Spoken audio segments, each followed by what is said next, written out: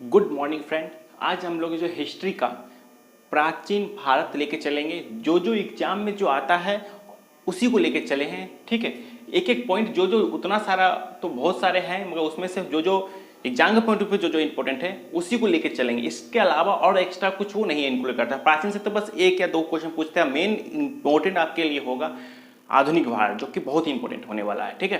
तो खैर चलिए पहले इसको जो छोटा छोटा जो चीज उसको लेके चलते हैं, ठीक है। चलिए पहले हिस्ट्री जो है, इतिहास का नाम में जो भारत का हम लोग इतिहास पढ़ने वाला है, क्योंकि हम लोग भारत में रहते हैं, तो भारत का नाम कैसे पड़ा वो देखते हैं। देखिए सबसे पहले देखिए महाकाव्य और पुराणों में भारतवर्ष नाम दिया हुआ है, ठीक है। और जब यूनानी लोग जब आए तो इस भारत को नाम दे दिए, इंडिया नाम दे दिए, ठीक है। उसके बाद जब मध्यकालीन जब आते हैं, मुसलमान लोग आते हैं, तो उसको हिंदू बोलने लगे भारत को, और हिंदुस्तान बोलने लगे, ठीक है। तो पूछा जाएगा एग्जाम में कि भारतवर्ष कहाँ से हम लोग को मिला हुआ है नाम, तो महाकाव्य पुराणों में मिला हुआ। तो इंडिया नाम किसने दिया था, तो यूनानियों ने इंडिया नाम दिया था, ठीक है। क्लियर। उसके बाद देखा मध्यकालीन मुसलमानों ने क्या नाम दिया भारत को, तो हिंदू या हिंदुस्तान नाम दिया, ठीक है। तो यहां से 3 क्वेश्चन आपका बन गए, ठीक है। अब आते हैं कि ये भारत जो है, ठीक है, जो हम लोग का जो भारत का स्ट्रक्चर जो होता है, इसे समझने के लिए हम लोग को किस किस चीज की जरूरत पड़ती है, ठीक है। क्योंकि अब देखते हैं यहाँ पे धर्म ग्रंथ, ठीक है, के बारे में हम लोग भारत के बारे में समझ सकते हैं, ठीक है। भारत थोड़ा ठीक से नहीं बना। धर्म ग्रंथ के बारे में हम लोग समझ सकते, धर्म ग्रंथ से हम लोग भारत के बारे में जान सकते हैं, पहला। दूसरा जान सकते हैं हम लोग ऐतिहासिक ग्रंथ के बारे में हम लोग जान सकते हैं। तीसरा विदेशियों का जो विवरण जो होता है उसके जरिए हम लोग जान सकते हैं। तीसरा पुरातात्विक संबंध से भी हम लोग जो जान सकते हैं। कुल मिला के आप देखिएगा तो 4 ठो है, जिस 4 के माध्यम से हम लोग भारत के बारे में जान सकते हैं। पहले आते हैं धर्म ग्रंथ। धर्म ग्रंथ क्या होता है, जिसे आप लोग पढ़े होंगे ऋग्वेद, सामवेद, अथर्ववेद, वो सब के बारे में जो ग्रंथ से जो हम लोग को जो पता चलता है भारत के बारे में, वो हम लोग जो है धर्म ग्रंथ में पढ़ते हैं, पहला। दूसरा ऐतिहासिक ग्रंथ में आप जैसे कि ऐतिहासिक ग्रंथ, ऐतिहासिक मतलब कि क्या बोलते हैं, सतयुग में महाभारत हुआ था, रामायण हुआ, तो उससे भारत के बारे में हम लोग जानकारी कैसे मिली। उसके बाद विदेशी सोच, जो जब भारत जब व्यापार जब यहाँ आ गया तो विदेश लोग आते थे, विदेश लोग व्यापार करने आते थे, तो विदेश का लेखक भी आते थे, भारत के बारे में वर्णन करते थे। तो विदेशी स्रोत से भी हम लोगों को पता चलता था इसके बारे में, भारत के बारे में। उसके पुरातात्विक संबंध, जैसे कि पुरातात्विक संबंध जैसे नहीं होते हैं, मोहनजोदड़ो में कांच की मूर्ति मिले, का नृत्य करती हुई मूर्ति मिली, फिर क्या बोलता है बहुत से सिक्के मिले, हल के ये मिले, साक्ष्य मिले। तो पुरातात्विक संबंध से भी संबंधित से भी हम लोग को जो है भारत के बारे में जानकारी मिलती है। तो इसी को हम लोग आज जबरदस्त सिर्फ इसी टॉपिक को हम लोग आज क्लियर करेंगे, ठीक है। जो जो एग्जाम से आता है, एग्जाम से बहुत इंपॉर्टेंट है, चलिए। और अच्छा लगे तो लाइक और शेयर दबा के कीजिए, ठीक है। चलिए अब आते हैं प्राचीन ग्रंथ में सबसे अब आते हैं सबसे पहले ये धर्म ग्रंथ के बारे में हम लोग लेके चलते हैं। यहाँ पे धर्म ग्रंथ चलेगा, यहाँ ऐतिहासिक ग्रंथ चलेगा, यहाँ विदेशी स्रोत के बारे में दिया। 3 टॉपिक को लेकर चलेंगे, चौथा वाला आपको नेक्स्ट वीडियो में मिलेगा, ठीक है। चलिए तो धर्म ग्रंथ के बारे में हम लोग लेके चलते हैं। पहला तो प्राचीन धर्म ग्रंथ पूछेगा एग्जाम में कि प्राचीन धर्म ग्रंथ कौन सा है, तो आप बोलिएगा वेद है, पूछेगा एग्जाम में। सबसे प्राचीन धर्म ग्रंथ पूछेगा तो वेद हो जाएगा सबसे प्राचीन, ठीक है। अब वेद की स्थापना किसने किए थे, तो आप लोग को सभी को पता होगा कि वेद व्यास जी ने वेद की स्थापना किए थे। मगर एग्जाम में अब नहीं पूछता है कि वेद व्यास जी ने किए थे, ठीक है, वेद व्यास दे दिया, हो गया। मगर पूछेगा वेद व्यास जी का पूरा नाम, तो पूरा नाम देखिए महर्षि कृष्ण द्वैपायन वेद व्यास जी। महर्षि देख लीजिए, महर्षि कृष्ण द्वैपायन वेद व्यास जी। क्लियर हो गया, यहां पे नाम आपको क्लियर हो जाना चाहिए, ठीक है। आप पूछेगा वेद को हम लोग कितने भाग में बांटे हुए हैं, तो हम लोग जो है वेद को कुल मिला के 4 भाग में बांटे हुए हैं। पहला नाम ऋग्वेद, दूसरा सामवेद, यजुर्वेद, अर्थवेद, 4 भाग में बांटे हैं। सभी का अपना अपना कर्तव्य होता है। तो एक ओवरव्यू में दे देता हूं। देखिए तो ऋग्वेद में हम लोग क्या करते हैं, तो जो यज्ञ होता है, हवन होता है, उस सब के बारे में हम लोग को यज्ञ, हवन, पूजा पाठ जो वगैरह वगैरह होता है, रीति रिवाज, इसमें मिल जाता है। यजुर्वेद में हम लोग जब आते थे, यजुर्वेद में क्या होता था कि बलि हुआ, मंत्र हुए कि यह हवन हो रहा है तो उसका मंत्र क्या क्या होगा, ठीक है, वो सब के बारे में हमको यजुर्वेद में मिलता है। सामवेद में जब हवन हो रहा तो गाना वाना भी बजता था, संगीत वगैरह, तो ये सामवेद में आ जाएगा। अर्थवेद में आ जाएगा कि तंत्र मंत्र की आने लगा, इसमें भी कुरीतियां आने लगी, तंत्र मंत्र होने लगा था, यहाँ पे भी जादू टोना होने लगा था अर्थवेद में। समझ में आ गया। आप देखिए हम लोग ऋग्वेद के बारे में पहले चल के चलते हैं, ठीक। तो ऋग्वेद के बारे में जानने के लिए देखिए, ऋग्वेद में 10 मंडल पूछा गया है एग्जाम में। ऋग्वेद में कितने मंडल हैं? तो 10 मंडल हैं, ठीक है। उसके बाद पूछेगा कितने सूत हैं? तो 1028 सूत हैं। और रचनाएं कितनी हैं? तो 10,462 रचनाएं हैं, ठीक है। तो रचनाएं कितनी हैं? 10,462 रचनाएं हैं, ठीक है। अब पूछेगा कि रचनाओं को जो है, रचनाओं को पढ़ने वाले को, जो रचना जो पढ़ते थे, जैसे कि जो दोहा वगैरह हो गया, मंत्र वगैरह हो गया, तो उसको जो पढ़ने वाले को क्या कहते थे? पढ़ने वाले को होत कहते थे। और लिखने वाले को क्या कहते थे? खिल कहते थे, ठीक है। जो देखते नहीं है, बचपन में पढ़ते थे खिल मतलब चौक, चौक मतलब खिल बोलते थे ना, तो खिल मतलब लिखते थे। लिखने के लिए हम लोग यूज करते थे खल था। बचपन में हम लोग क्या पढ़ते थे? खल मतलब लिखना। तो चौक होता था ना, खल मतलब हो गया क्या? चौक मतलब लिखना होता है। तो उसी तरह से याद कर लीजिए आप लोग कि खल मतलब जो लिखते थे उस दोहा को, उसको कहते थे खिल, खल की जगह खिल। और पढ़ने वाले को होत कहते थे, ठीक है। पढ़ने वाले को होत कहते थे। यहाँ क्लियर हो गया।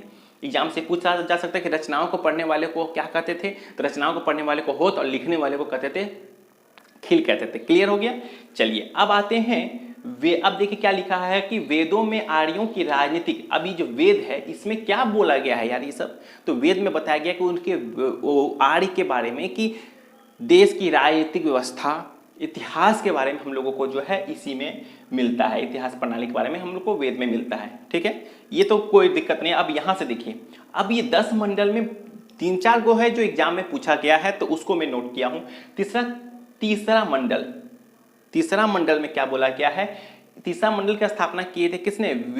विश्वामित्र जी ने किया था। विश्वामित्र जी ने तीसरे मंडल में सूर्य देवता को क्या नाम है, सावित्री जी को समर्पित बताया गया है, ठीक है। इसी में गायत्री मंत्र का उच्चारण किया गया था। तो गायत्री मंत्र का उच्चारण इसीलिए विश्वामित्र जी किए थे क्योंकि वे जो चाहते थे कि लोग आर्य समाज में आए, ठीक है। अगर आपको आर्य समाज में आना है तो आपको जो है ये आपको गायत्री मंत्र का उच्चारण करना पड़ेगा। इसीलिए वो गायत्री मंत्र पूछा गया एग्जाम में। गायत्री मंत्र कहाँ से लिया गया? तो ऋग्वेद से लिया गया है गायत्री मंत्र। गायत्री मंत्र की स्थापना किसने किया? तो इसका आविष्कार किसने किया था?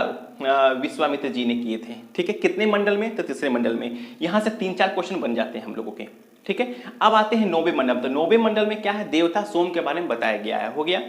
उसके बाद आते हैं, ये तो आप लोगों को पता चल गया, हस्तलिखित रचनाओं को क्या कहते? खिल। जो लिखते थे उसको खिल कहते थे। अब 10वें मंडल में जो पुरुष सूत कहते थे, 10वें मंडल में क्या बताया गया? पुरुष सूत कहते हैं। पुरुष सूत का मतलब होता है कि जो इंसान का जन्म हुआ है 4 भाग में हुआ है, ठीक है। विष्णु के मुख से ब्राह्मण का, फिर भुजाओं से क्षत्रिय का, जंघा से शूद्रों का, और वयस्कों का, और चरण से जो है क्षुद्रों का उत्पत्ति हुआ। तो ये हम लोग को इसमें मिलता हुआ है। 10वें मंडल पुरुष सूत में मिला हुआ है, ठीक है। चलिए अब ऋग्वेद में ही इंद्र के लिए जो है कितनी रचनाएं दी गई हैं? देखिए टोटल रचनाएं कितना? 10,462 है। इसमें से इंद्र भगवान को दिया गया 250। इंद्र भगवान को मिला है 250 रचनाएं का वर्णन इसमें किया हुआ था। 10,462 में इंद्र जी को 250 दिया गया था, और अग्नि भगवान के लिए 200 दिया गया था। रचनाएं थी, ठीक है। रचनाएं इसमें से 200 हो गया अग्नि देवता के लिए, और इंद्र भगवान के लिए 250 था, ठीक है। ये भी क्लियर हो गया।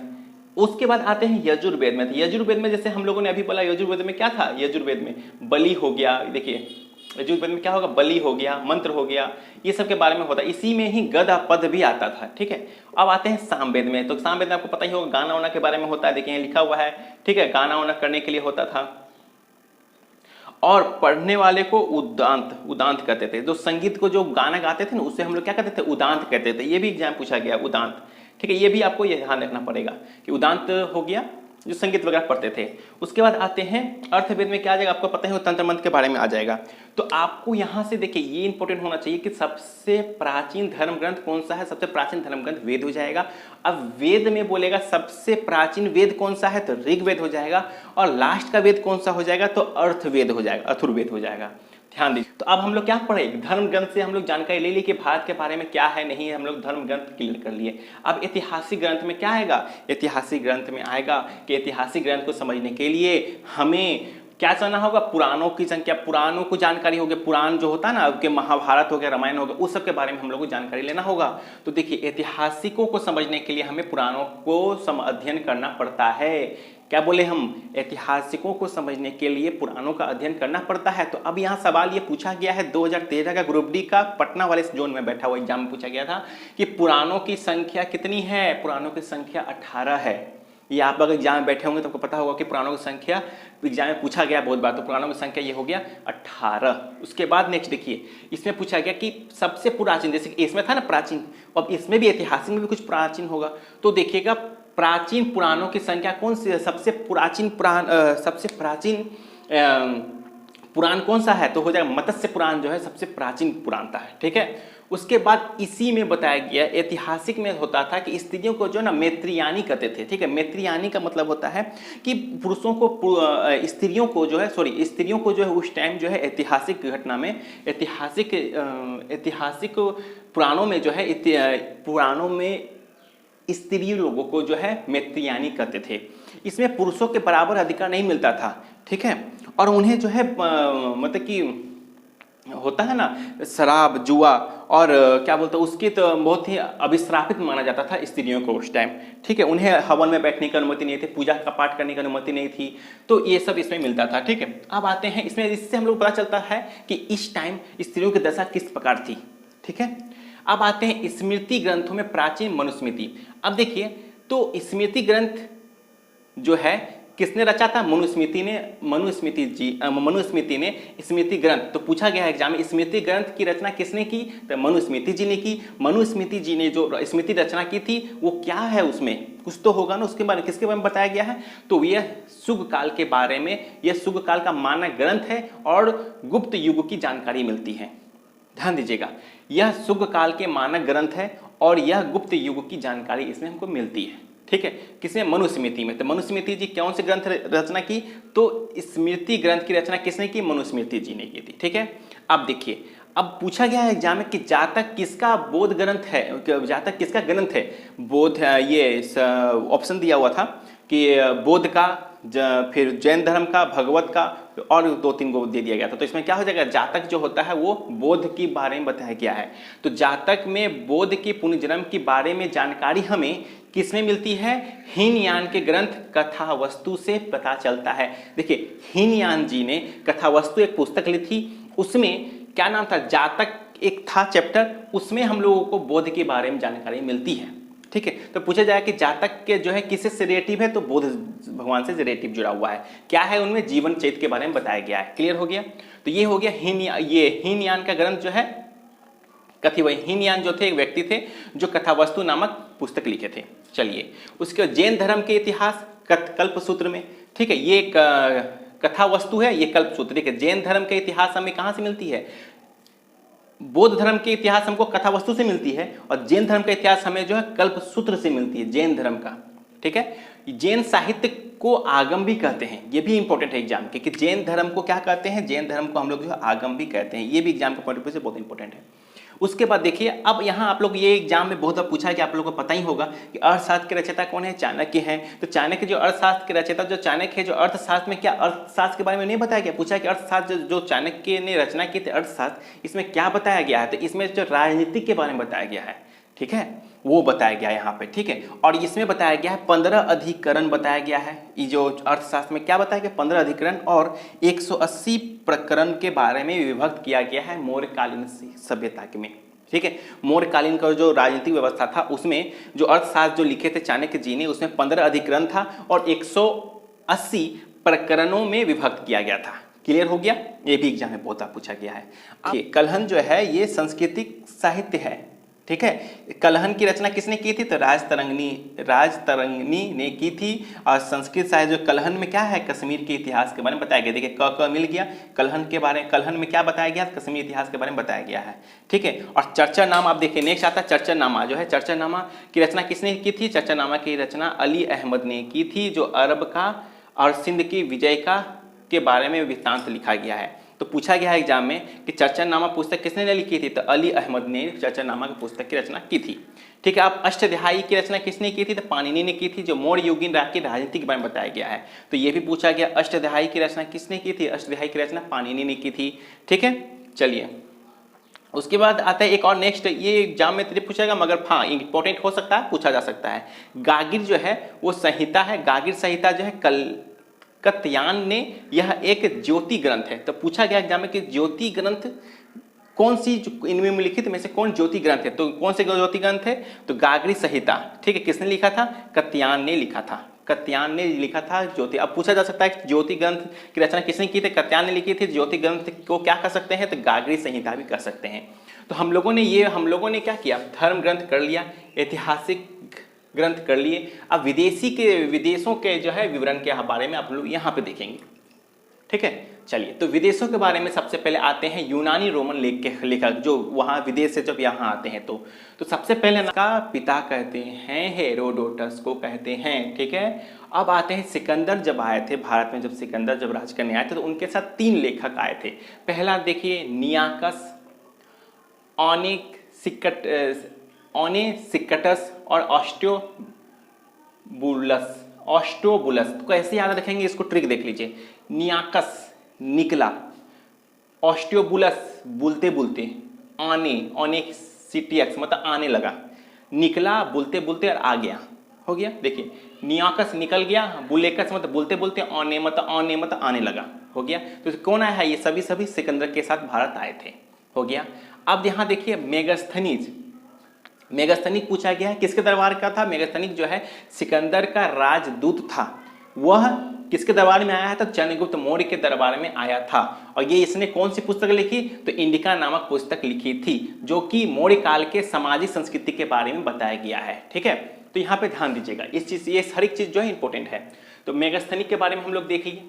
ठीक है, ये कौन है? यूनानी रोमन लेखक है। ठीक है, यूनानी रोमन लेखक है।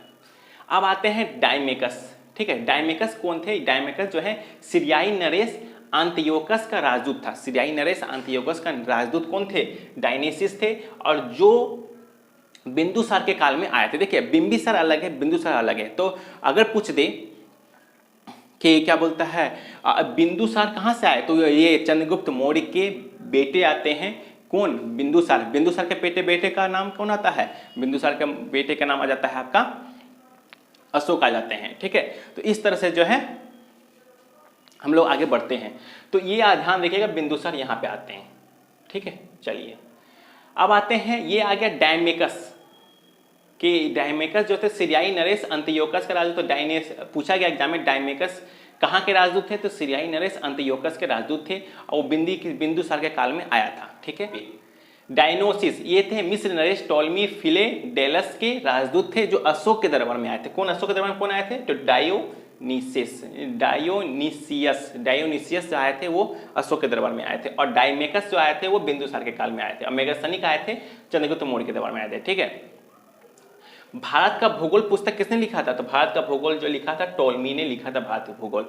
अब पिलनी ने लिखा था नेचुरल हिस्ट्री के बारे में लिखा था। पिलनी अगर पूछा जाए कि पिलनी ने जो पुस्तक लिखा, कौन सी पुस्तक लिखा, तो पिलनी ने जो है वो नेचुरल हिस्ट्री के बारे में बताया। नेचुरल हिस्ट्री मतलब हो गया पेड़ पौधा, पक्षी, नदी, समुद्र, घाटी, इस सब के बारे में लिखा गया था। अब आते हैं चीनी यात्री। चीनी यात्री में आ जाएगा आपका 2 नाम बहुत इंपॉर्टेंट है लेखक का नाम। पहला आता है फाइयान और एक आता है हेनसांग। तो फाइयान जो होते हैं वो चंद्रगुप्त युद्ध के दरबार में आते हैं, और हेनसांग जो आते हैं वो हर्षवर्धन के काल में आते हैं। ठीक है, जब वे हर्षवर्धन के काल में जब आते हैं तो वे जो है उनका एक भ्रमण वृत्तांत था। ठीक है, अगर पूछा जाएगा हेनसांग किसके काल में आए थे, तो हर्षवर्धन के काल में आए थे।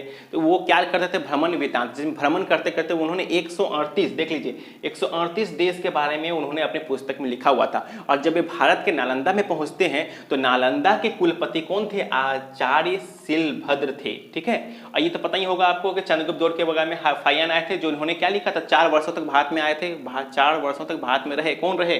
फाइयान जो है भारत में 4 वर्षों तक रहे, और एमपी के व्यवस्था मध्य प्रदेश जो थे उनका मध्य प्रदेश में जो वहाँ के बारे में बताया कि मध्य प्रदेश कैसा उन्नत उन्नत देश है, उन्नत राज्य वगैरह जो था वो बताया गया इसमें। और हैंसांग जी ने हैंसांग जो हर्षवर्धन के काल में आया और यह जो है भ्रमण करता हुआ लिखता था। सीयू की एक पुस्तक था।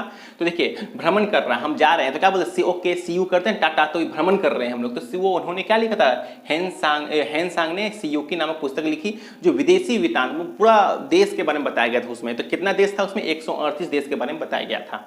ठीक है। और नालंदा विश्वविद्यालय जब गए थे तो वहां के कुलपति कौन थे, तो आचार्य शिलभद्र जी जो है वहां के कुलपति थे नालंदा जी का। अब आते हैं अरब के, अरब में आते हैं अलबरूनी और इब्न बतूता, बहुत इंपॉर्टेंट है। तो अलबरूनी को कौन लाया, तो यह जो है महमूद गजनी के साथ भारत आया था। महमूद गजनी के साथ वो भारत आया था।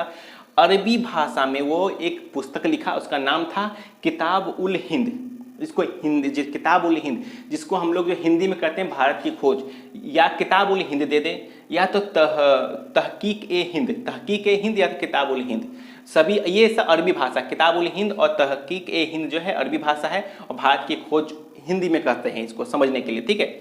और ये हो गया हम लोग का अलबरूनी। अलबरूनी किसके साथ आया था, महमूद गजनी के साथ क्या आया था। और इब्न बतूता जो आया था ये अरबी भाषा में एक पुस्तक लिखा था, क्या नाम है, रिहाल नामक एक पुस्तक लिखा था। ठीक है। जो 133 में दिल्ली पहुंचा, उस समय दिल्ली का शासक कौन था, मोहम्मद बिन तुगलक था, जिसने इनका जो विद्वत्ता मतलब इसका जो है इतना ज्ञान था, इतना विद्वान थे, इस वजह से उनको दिल्ली का जो है ये काजी बना दिए, या तो कह सकते हैं न्यायाधीश बना दिए गए। ठीक है, इन्हें इब्न बतूता को। अब आते हैं अन्य लेखक जो इंपॉर्टेंट है, एक ये है तारानाथ। ठीक है, ये एग्जाम में एक ही बार पूछा गया है तारानाथ के बारे में। ठीक है, तो अन्य लेखक कौन, तारानाथ ये क्या किए थे, तो वो तिब्बती लेखक हैं।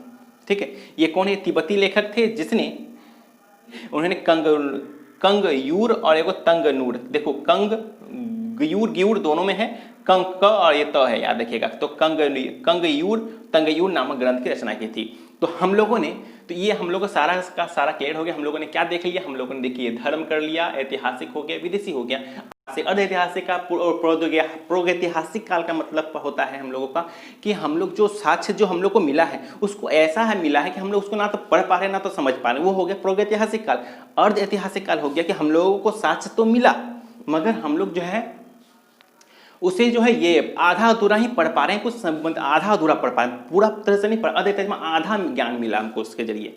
ठीक है, तो हम लोग जो है अनुमान के आधार पर लगाया गया, तो ये हो गया अर्ध ऐतिहासिक काल। तो उसके बारे में हम लोग को कौन चीज कहाँ पे क्या मिला नहीं मिला वो हम लोग जो पुरातात्विक संबंध के बारे में इसी में हम लोग जो है सिंधु सभ्यता, हड़प्पा सभ्यता, मोहनजोदड़ो सभी क्लियर कर देंगे नेक्स्ट पार्ट में। कुल मिला के प्राचीन का मात्र 3 से 4-5 वीडियो बनेगा जिसमें कि सारा का सारा क्लियर हो जाएगा। ठीक है, चलिए मिलते हैं नेक्स्ट वीडियो में। धन्यवाद, और अच्छा लगे तो सब्सक्राइब शेयर और लाइक जरूर कीजिए। ठीक है।